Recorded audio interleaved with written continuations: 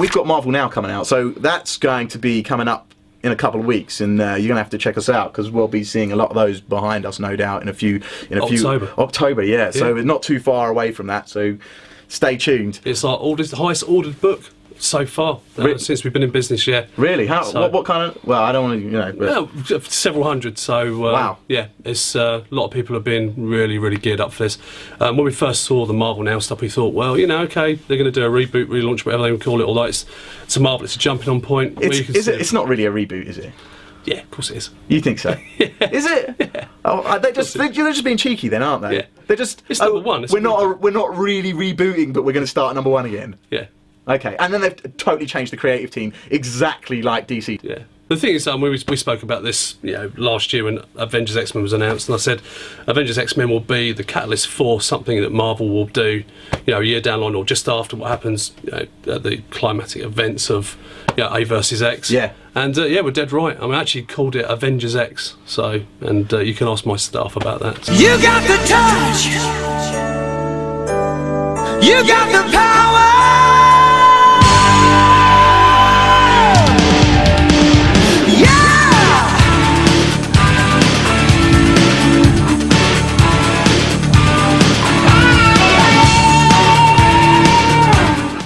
Well, do you know what? I'm actually making out like I'm having a go about Marvel doing this, but I'm not. I'm not. They've obviously noticed that DC did something decent, and so they're like taking, you know, they can do it. Why can't we do it? And it's not the first time either, really, that either have rebooted, so let's not make out like this is a brand new event that's occurring here. It's happened several times before. It's happened several times before, and sometimes it's worked, sometimes it hasn't, but this is looking pretty positive, I think. Oh, definitely. Yeah, definitely. I mean, the good thing about it is that we've got 4 or 5 books a month rather than 52 in one month where, you know, okay, DC did a sale return offer to retailers saying, well, you know, if you don't send us copies back.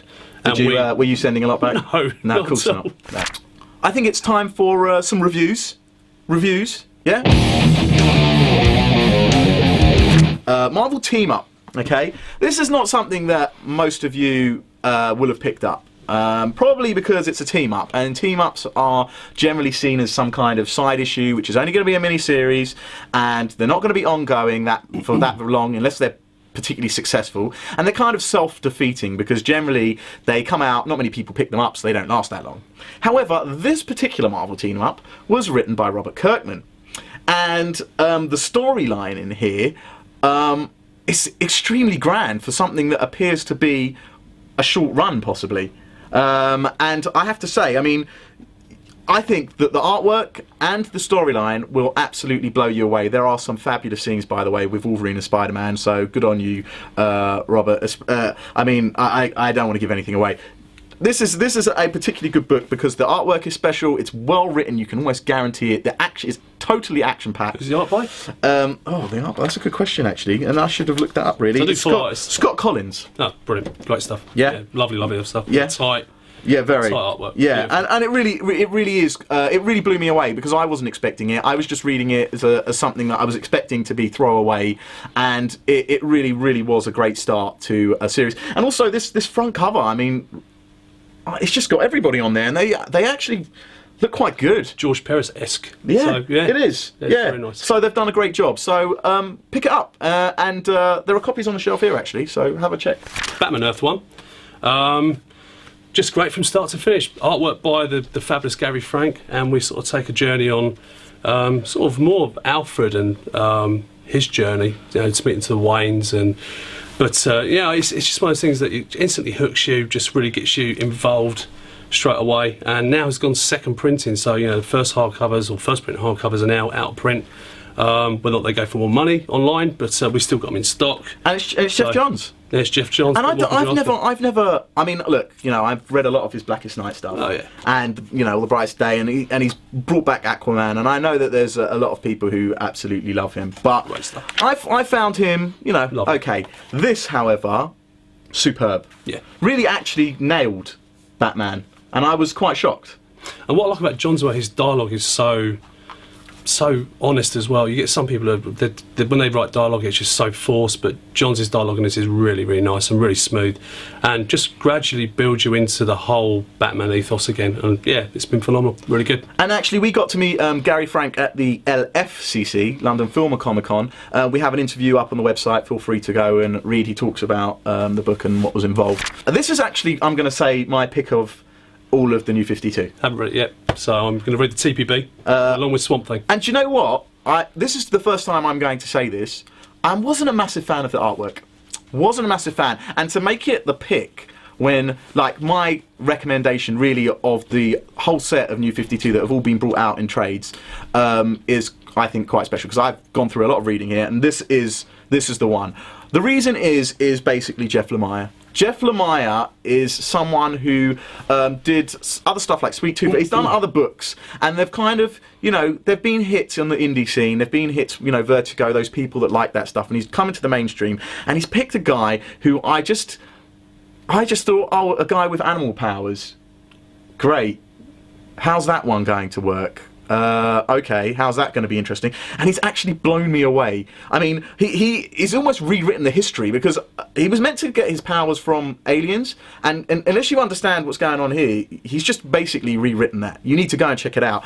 The artwork actually does work. I mean, at first I was kind of like, it looks sloppy. But it's Trevor Foreman. Is it Trevor Foreman? I think it is, isn't it? Yeah, it's Foreman, yeah. Great eyes. Yeah, it looked to me a bit sloppy, and that's my first impression. But actually, you can tell that it's almost been done on purpose to create this kind of organic feel, because everything's blood related. I don't want to give too much away, but it's all very, very organic related, and the concepts of the spirits of the animals and what's going on there is very much part of the book. Also, it's going to get linked in the next book with your recommended pick of the week, which is Swamp Thing. Which we'll grab a copy. Recommended by, which is Swamp Thing. Yeah, so again, if you wanna, you're gonna have to read both basically, because they're going to intertwine. So get them both in. And we're building up for the Big Rock World storyline as well, which is being written by Lemire. Yes. And Scott Schneider, who's definitely one of my favourite phenomenal. Really good. I think Scott Schneider is the new Warren Ellis of now. I'm not putting Warren down, but I think he's got that ability to just absorb you into his storylines. And Swamp Thing for me gets a thumbs up. Lovely artwork again, Yannick Paquette. Beautiful stuff. I've just started to read this last couple of weeks. Also with the actual issues, but I'm going to pick up the TPB. And so we have an offer on this. If you tune in for the end of the show, you know what the offer is. But highly recommended. And if you're going to buy this, you've got to get Animal Man as well, which is another good reason to pick this up. And I have to point out as well that Scott Snyder also had been doing the Batman Court of Owls storyline, which also came out as a trade, and hardcover, hardcover first. That was also, it's also a really good story, very, very solid.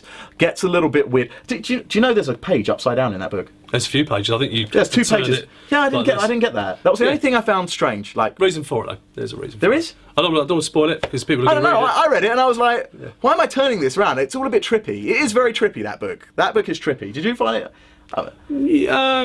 Parts of it definitely. I don't want. I mean, with his parents. I mean, I'm not giving too much away here, but no. I think you're right. It was a bit trippy. It was trippy, and the turning the book. I was just check it out. But it is solid. It's Scott Snyder, and first again, time it's ever been done. So. Yeah.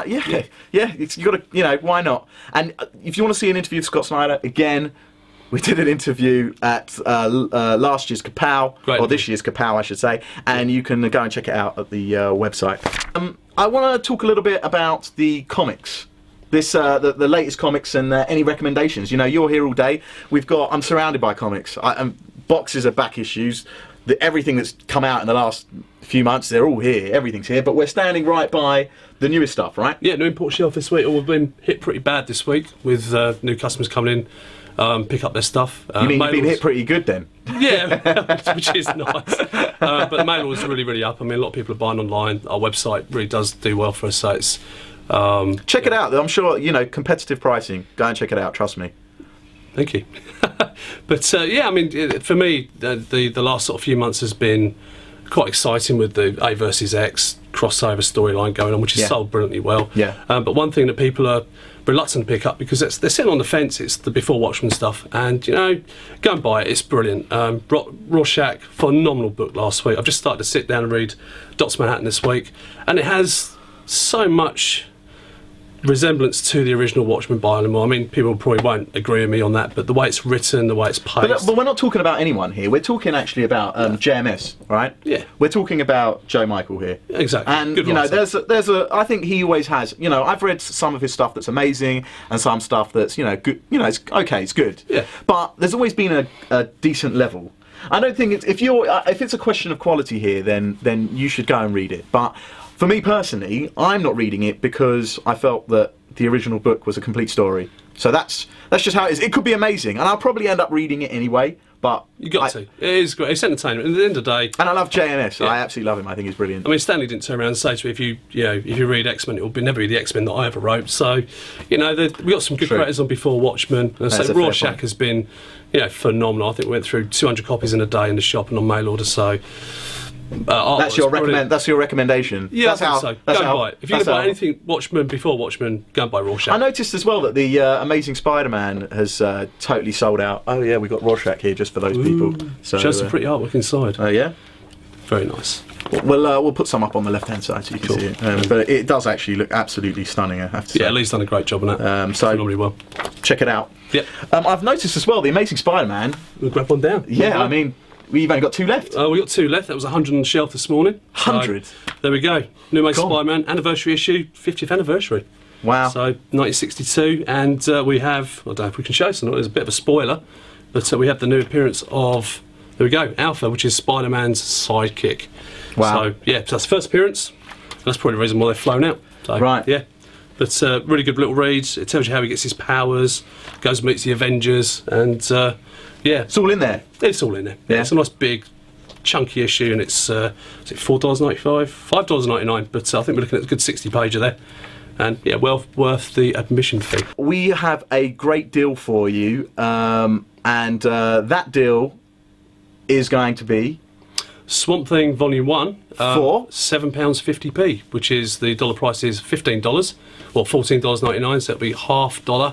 And I tell you what, we'll include free shipping. How's that? So free shipping, you can't go wrong. £7.50 sent to your place for free. There we go. Don't get better. So just type the code and let me tell you, it's not thin. You're getting 7 bang issues? for your buck. Yeah. 7 issues. What does that work out? It's like £1.05 an issue or something. But we want people to read it, enjoy it, and absorb Fabulous. what's going on with the whole dark DC world at the moment.